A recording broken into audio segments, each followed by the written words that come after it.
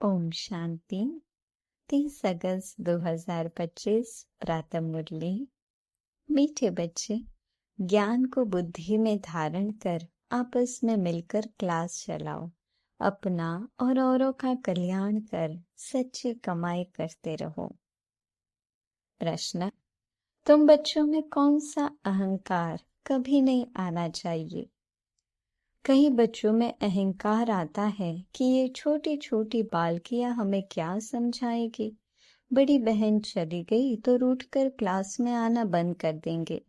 ये है माया के विघ्न। बाबा कहते, बच्चे तुम सुनाने वाली टीचर के नाम रूप को न देख, बाप की याद में रह मुरली सुनो, अहंकार में मत आओ। ओम शांति। बाप बैठ बच्चों को समझाते हैं। अब बाप जब कहा जाता है तो इतने बच्चों का एक जिस्मानी बाप तो हो नहीं सकता। यह है रूहानी बाप। उनके ढेर बच्चे हैं।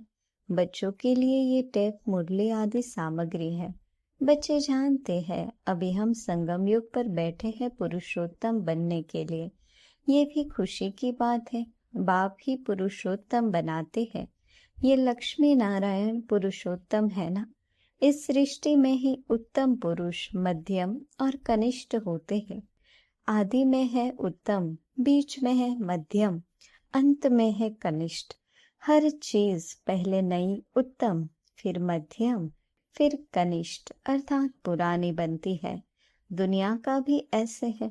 तो जिन जिन बातों पर मनुष्यों को संशय आता है उस पर तुमको समझाना है।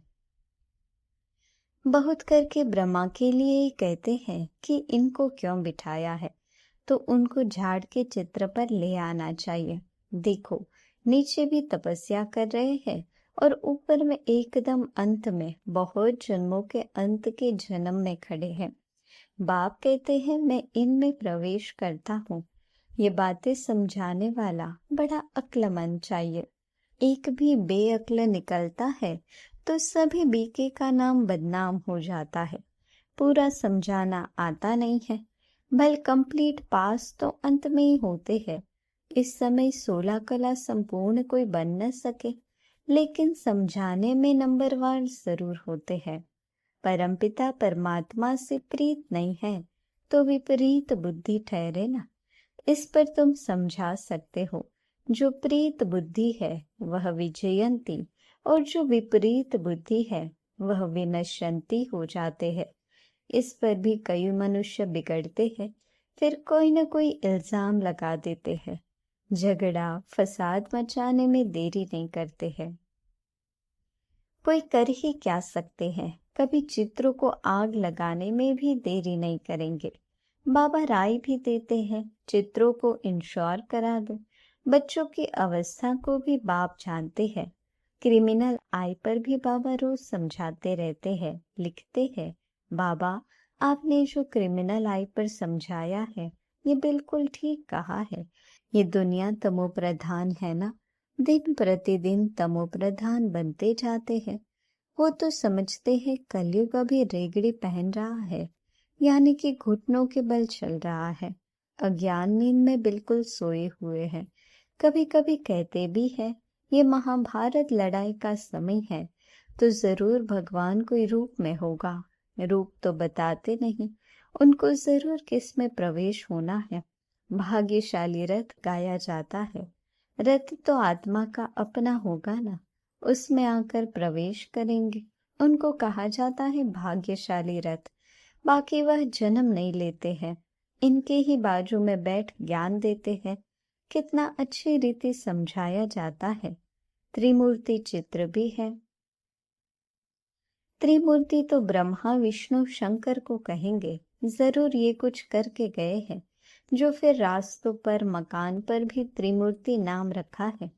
जैसे इस रोड को सुभाष मार्ग नाम दिया है।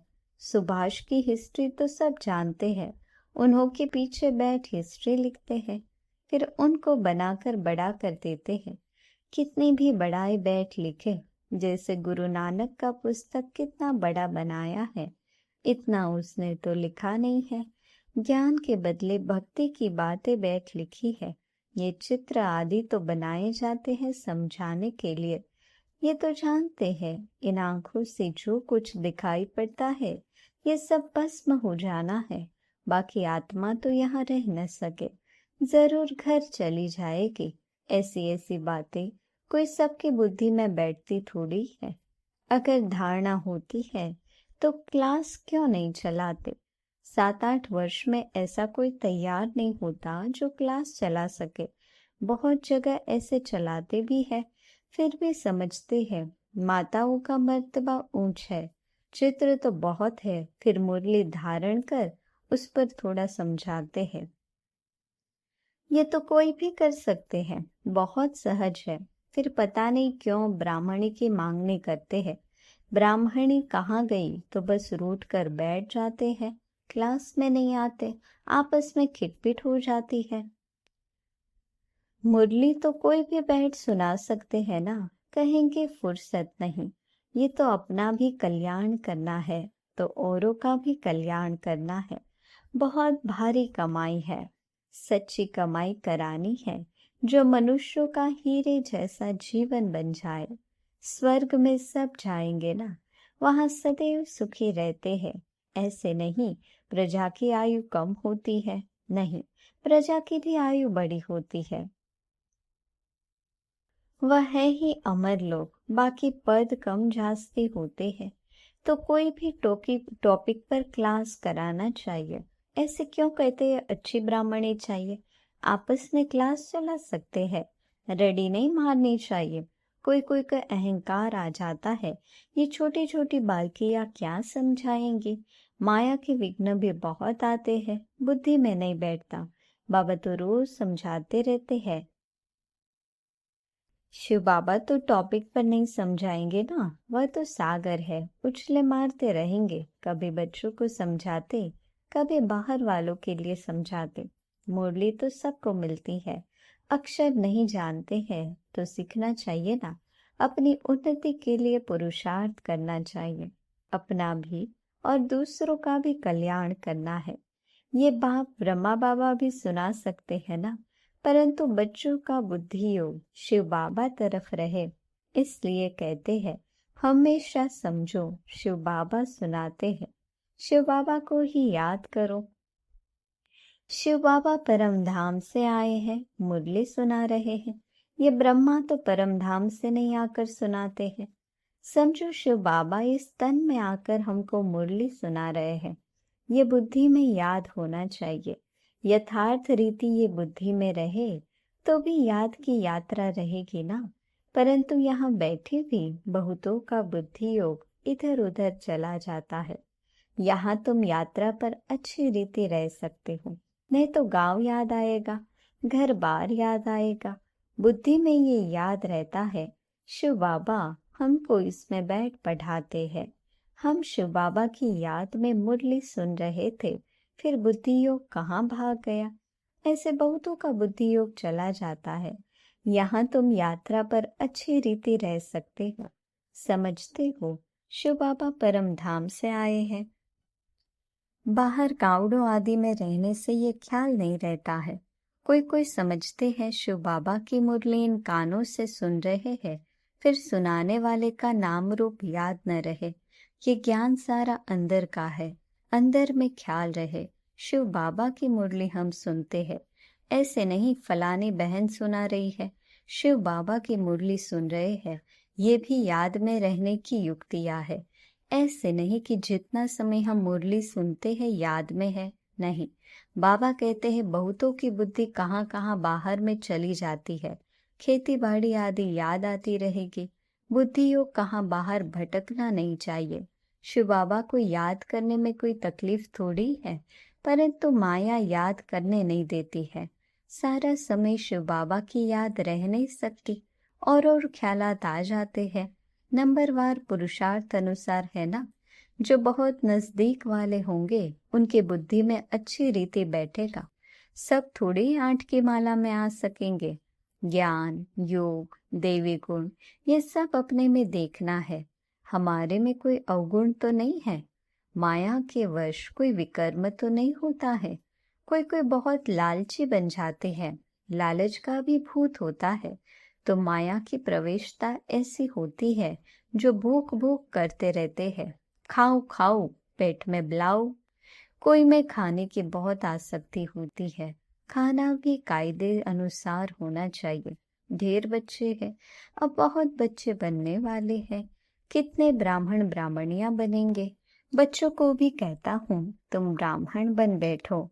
माताओं को आगे रखा जाता है। शिव शक्ति, भारत माताओं की जय।